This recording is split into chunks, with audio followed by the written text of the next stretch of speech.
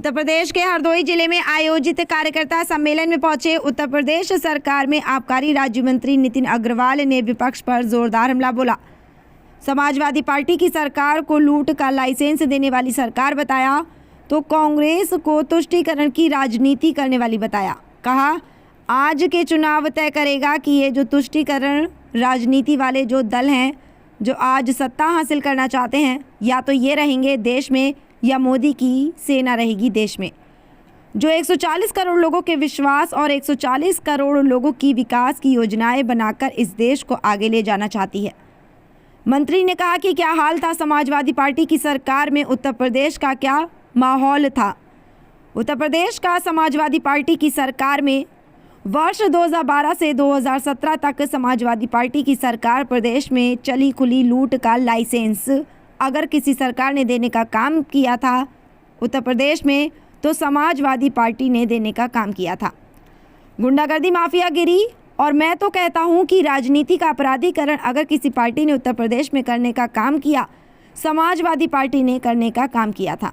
उन्होंने अपराधी और माफियाओं को राजनीतिक पदों पर बैठाकर एमपी और एमएलए बनाकर इस प्रदेश की जनता को लूटने का लाइसेंस देने का काम किया। मंत्री ने कहा कि आज भ्रष्टाचार की नींव अगर देश में किसी ने डाली, कांग्रेस ने डाली, और उत्तर प्रदेश में अगर किसी ने डाली थी तो वह बहुजन समाज पार्टी और समाजवादी पार्टी में उत्तर प्रदेश में डाली थी। आज ये विचारधारा हमसे चुनाव लड़ रही है। ये लोग हमारे खिलाफ बोल रहे हैं कि ये लोग भ्रष्टाचार की बात करते हैं, ये लोग भ्रष्टाचार का आरोप लगाते हैं। मैं तो कह सकता हूँ कि 10 वर्ष की मोदी की सरकार में एक भी भ्रष्टाचार का आरोप प्रधानमंत्री पर ना तो लगा है और ना ही उनकी सरकार पर लगा है। आज पूरी ईमानदारी से मोदी शासन कर रहे हैं और सरकार गरीबों, किसानों, नौजवानों, महिलाओं, आज सभी के सशक्तिकरण को मजबूत करके आगे बढ़ने का काम कर रहे हैं। मुझे गर्व होता है कि मेरे साथ इतनी बड़ी सेना है और जो विश्वास हमारे मेरे कार्यकर्ताओं के मेरे ऊपर है। ये कमाई करी है, मेहनत करी है। मुझसे तो लोग कहते हैं, लखनऊ में विधानसभा में बहुत सारे विधायक मुझसे पूछते हैं कि आखिर क्या कारण है, आप हर चुनाव जीत कैसे जाते हैं। और जब लहर आपके विपक्ष में रहती है, जब आप विपक्ष के विरोध, जब लहर के विरोध में आप चुनाव लड़ते हैं, उसके बावजूद भी आपको कोई चुनाव हरा नहीं पाता, आप चुनाव जीत जाते हैं। मैं कहता हूं, मैंने उनको कहा, आओ जरा हरदोई में देखो। बहुत सारे लोग होते हैं जो राजनीति में पैसा कमाने आते हैं। मैं राजनीति में अपने कार्यकर्ताओं को कमाने आया हूं और कार्यकर्ताओं का विश्वास कमाने आया हूं। और आज यही विश्वास मेरे कार्यकर्ताओं का, जो मैं लगातार कठिन से कठिन चुनाव भी क्यों ना हुए, मेरे इन साथियों ने, इन कार्यकर्ताओं ने मुझे उस कठिन परिस्थितियों में भी चुनाव जिताकर उत्तर प्रदेश की विधानसभा में पहुंचाने का काम किया है। मैंने कभी कार्यकर्ताओं का मनोबल टूटने नहीं दिया।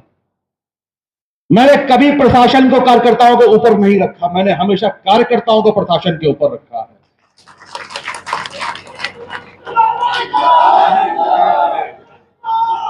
मैंने कह दिया प्रशासन के लोगों से, कहा हमेशा कि मेरा कार्यकर्ता आ जाए, उसका काम रुकना नहीं चाहिए, उसका सम्मान में कोई कमी नहीं होनी चाहिए।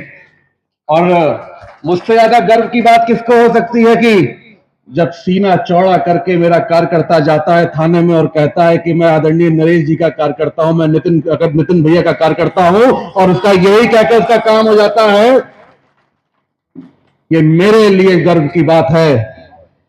कि और मैं ये कह सकता हूं आज कि इस पूरे जनपद में कोई भी नेता मैं चैलेंज कर सकता हूं। इस पूरे जनपद में जितना कार्यकर्ता मेरे साथ है, जनपद में किसी नेता के पास उतना कार्यकर्ता नहीं है। ये मैं चैलेंज के साथ आज कह सकता हूं। ये चुनौती देता हूं मैं राजनीतिक दलों को और यहाँ के नेताओं को।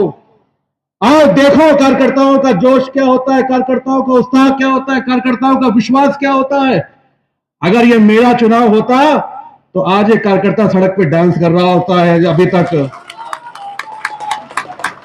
लेकिन चलिए, कोई बात नहीं है, जयप्रकाश जी का चुनाव है। अब आज से दिख जाना कि सड़कों पे मेरा कार्यकर्ता डांस करता हुआ दिखे और लगे कि हाँ, हरदोई में चुनाव चल रहा है और हाँ, हरदोई में भारतीय जनता पार्टी भारी मतों से चुनाव जीत के जा रही है। आज दो विचारधाराओं की लड़ाई है।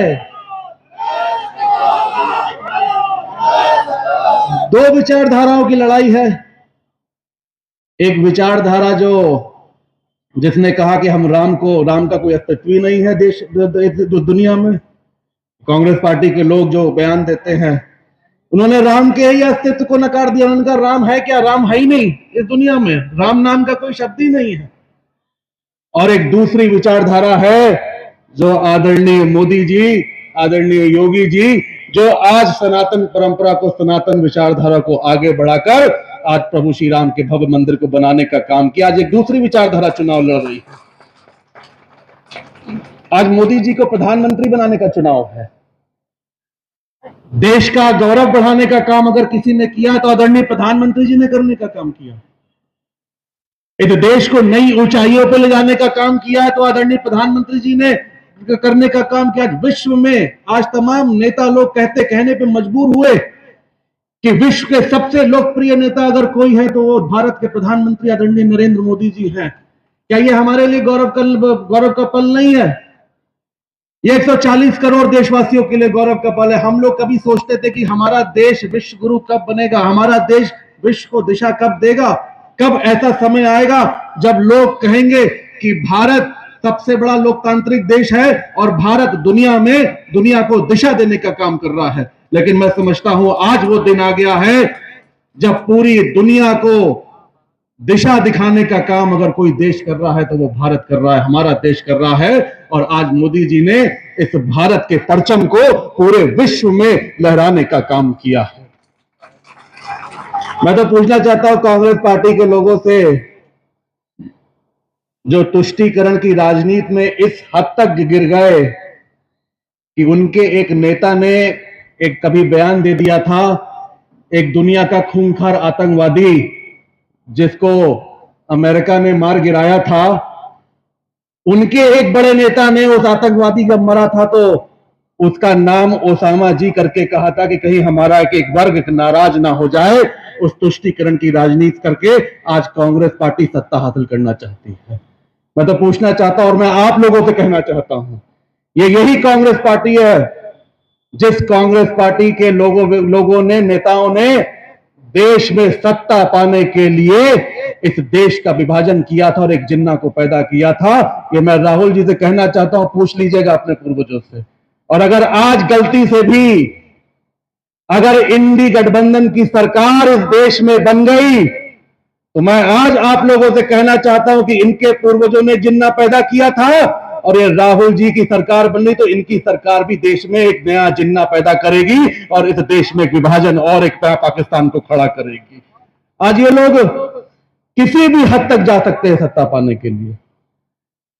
कांग्रेस पार्टी, इनके लोग, इनकी जो सपोर्टिव पार्टियां हैं, चाहे वो उत्तर प्रदेश में समाजवादी पार्टी क्यों ना हो। क्या हाल था समाजवादी पार्टी की सरकार में उत्तर प्रदेश का? क्या माहौल था उत्तर प्रदेश का समाजवादी पार्टी की सरकार में? 2012 से 17 तक समाजवादी पार्टी की सरकार प्रदेश में चली। खुली लूट का लाइसेंस अगर किसी सरकार ने देने का काम किया था उत्तर प्रदेश में तो समाजवादी पार्टी ने देने का काम किया था। गुंडागर्दी, माफियागिरी, और मैं तो कहता हूं कि राजनीति का अपराधीकरण अगर किसी पार्टी ने उत्तर प्रदेश में करने का काम किया वो समाजवादी पार्टी ने करने का काम किया था। उन्होंने अपराधियों और माफियाओं को राजनीतिक पदों पर बिठाकर एमपी और एमएलए बनाकर इस प्रदेश की जनता को लूटने का लाइसेंस देने का काम किया था। आज भ्रष्टाचार की नींव अगर देश में किसी ने डाली तो कांग्रेस ने डाली, और उत्तर प्रदेश में अगर किसी ने डाली थी तो वो बहुजन समाज पार्टी और समाजवादी पार्टी ने उत्तर प्रदेश में डाली थी। आज ये विचारधाराएं हमसे चुनाव लड़ रही हैं। ये लोग हमारे खिलाफ बोल रहे हैं, ये लोग भ्रष्टाचार की बात करते हैं, ये लोग भ्रष्टाचार के आरोप लगाते हैं। मैं तो कह सकता हूं कि 10 वर्ष की मोदी जी की सरकार में एक भी भ्रष्टाचार का आरोप प्रधानमंत्री जी पे नहीं ना तो लगा है और ना उनकी सरकार पे लगा है। आज पूरी ईमानदारी से आदरणीय मोदी जी इस शासन कर रहे हैं और सरकार गरीबों, किसानों, नौजवानों, महिलाओं, आज सभी के सशक्तिकरण की बात को, सभी को मजबूत करके आगे बढ़ने का काम कर रहे हैं। हमने 370 हटाया, विपक्ष को बड़ी तकलीफ हुई, बड़ा हो हल्ला मचाया, 370 क्यों हटा रहे हो। हमने अखंड भारत की बात करी कि भारत एक है, कश्मीर से कन्याकुमारी तक भारत एक है। हमने 370 हटाकर कश्मीर को भारत का अभिन्न अंग, भारत के कश्मीर में रहने वाले लोगों को यह दिखाया कि कश्मीर भारत से अलग नहीं है। लेकिन विपक्ष को इसमें भी तकलीफ है। हम नागरिकता कानून लेकर आए। विपक्ष को बहुत तकलीफ है कि नागरिकता कानून क्यों ले आए आप लोग।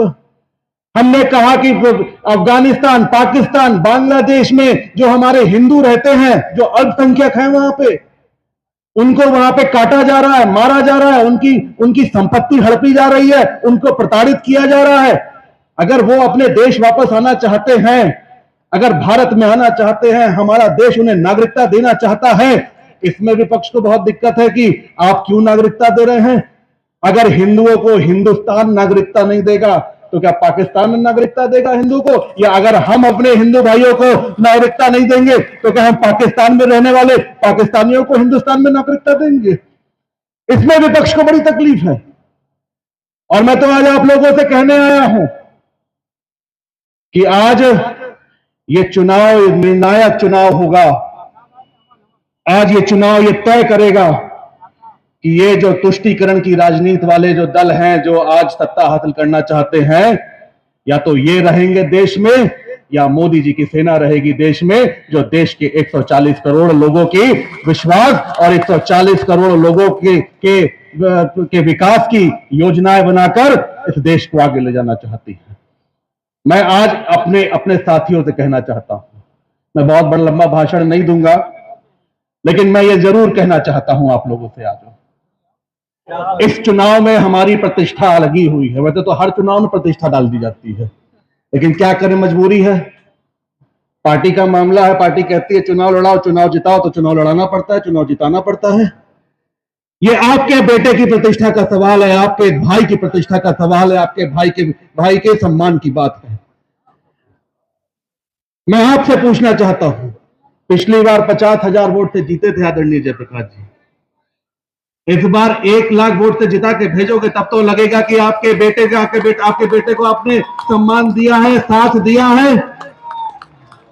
इतनी भारी मतों से जिताकर भेज देना आप उत्तर प्रदेश में लगे कि हरदोई के अपने इस बेटे ने, हरदोई के अपने इस परिवार ने अपने सांसद को उत्तर प्रदेश की सबसे बड़ी जीत दिलाकर देश की संसद में पहुंचाने का काम किया है और 7वीं बार देश की संसद में पहुंचाने का काम किया है।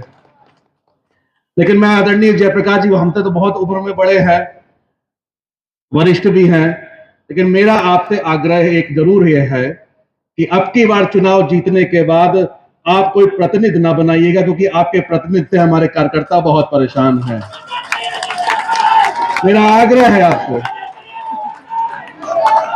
और मैंने देखा कि जिन जिन नेताओं ने अपने प्रतिनिधि बना लिए, उन नेताओं का करियर ही समाप्त हो गया हरदोई में। इसलिए मैंने कभी कोई प्रतिनिधि बनाया नहीं, मैंने कभी जीवन में अपना कोई प्रतिनिधि नहीं बनाया। मेरा प्रतिनिधि अगर कोई करता है तो मेरे ये लोग, मेरे कार्यकर्ता करते हैं, ये हरदोई की जनता करती है, जो मेरा प्रतिनिधित्व करती है पूरे जनपद में, पूरे जिले में और पूरे प्रदेश में। तो आज बताइए, आज के बाद से जितने मेरे कार्यकर्ता यहां पे साथी हैं, नौजवान खासतौर से साथी हैं, बताओ, आज के बाद से लगना चाहिए कि हरदोई में चुनाव चल रहा है और हरदोई में जयप्रकाश जी के समर्थन में हमारी ये सेना, जो ये वानर सेना है, हमारी राम की सेना है, हम लोगों की, आज ये सेना अब निकल पड़ो। और ये विपक्ष में ये जो हारने के लिए आए हैं विपक्ष के उम्मीदवार, 3 चुनाव तो हार चुके हैं, 4था चुनाव भी हारने की तैयारी है। उनकी पार्टी ने शायद उनको शहीद करने के लिए चुनाव लड़ाया है कि जाओ 4था चुनाव भी हार के आओ।